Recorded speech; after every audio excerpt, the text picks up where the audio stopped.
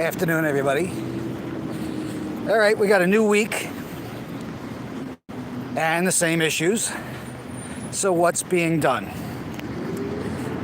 I had a sit down this morning with a gentleman. Hi, how are you? What's going on? Not much. Beautiful out, huh? Yes, it's gorgeous, I think. See, not everybody hates me. That's because she doesn't know me. Anyway, Russell Williams. I don't think the people, again, in harness racing realize that there are a lot, the incredibly vast majority of the people in the industry who you haven't heard of, you know, the people that are scared, including some pretty powerful people, have had enough. So, you all know there's been a lot of talk, a lot of communication, a lot of people complaining now, whether it's anonymously or as themselves, and quite a few people who I've spoken to, and I just keep repeating the same thing that I've been trying to tell everybody. Now you have the upper hand, use it. And if they dare to threaten you or coerce you, document it and report it. Go public with it. They can't hide anymore, especially right now. I mentioned this when it all went down, and I said it's time for Mr. Integrity, the $250,000 challenge man, to step up. Okay, so the Gillis thing happened, AGCO moved, USA followed suit the following day. What nobody knows is I may have mentioned it, I spoke with Mr. Williams for about 20 seconds that Friday. He said he can't talk about it. Okay. I mentioned to him about trying to maybe bridge and he says, nope, that's not going to happen. Okay, fuck you. Doesn't matter to me. All it does is exposes where the problems are. And that was the reason for the call, because I had already known that quite a few people whom I know had already contacted him directly. And if they didn't have the means to do that, I provided them with it, which they did. And the response they got was, and I empathize with, personally, when it comes to family, absolutely. Although Mr. Williams did not give me that same courtesy a few years ago when I went to him for assistance, and he told me that I'm not going to get in his fucking face, his exact words. Never mistreated the man before that, so he chose to be an enemy. Time's passed. I'm over that bullshit. I know where they all come from. But I guess he's got issues at home that he's handling on his own. And I fully understand and empathize with him. And, not busting his balls either, but at a man in his age, it can't be easy.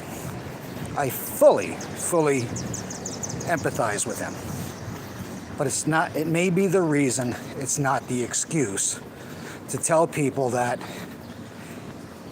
he can't be in two places at once. And the questions are, what's happening? You have all the information. Why aren't we hearing without hesitation that people like DeVita, Howard Taylor, who we've provided, what more of a smoking gun do you need than the actual invoices documented by Equistology that was put into that trial as evidence? And not only that, in the case of Mr. Taylor, it was he himself, who provided that evidence to the federal government. He basically handed over his weapon for what I believe he thought was leniency. And maybe that's what he got from the government, but I guess he never expected it to be published anywhere publicly. That's where I stepped in, as well as the people behind me who were giving me the information. So the questions that these gentlemen had is, What are you doing? Why are you waiting? What's the hesitation? Why is there a delay? It should fucking happen now. They brought up the fact that these people are still racing. They're still making money. DeVita is winning the open fillies and mares, the Prevost on horses. The connections are all the same. People are just getting screwed. The public is getting screwed. When is it going to stop? You've already put your foot down and said, okay, we're going to reciprocate with AGCO in Canada. Reason being, we have full testimony from a guy in a wiretap. I was buying BB3. Here's how I was doing it. I was having it shipped. Mr. Taylor, we have multiple accounts in his name, separated by different accounts with different account numbers, in which it made it easier for him to bill out partners, I should say, partners. What more do you need? His response was, I got problems at home and I can't handle it. Okay, then step down.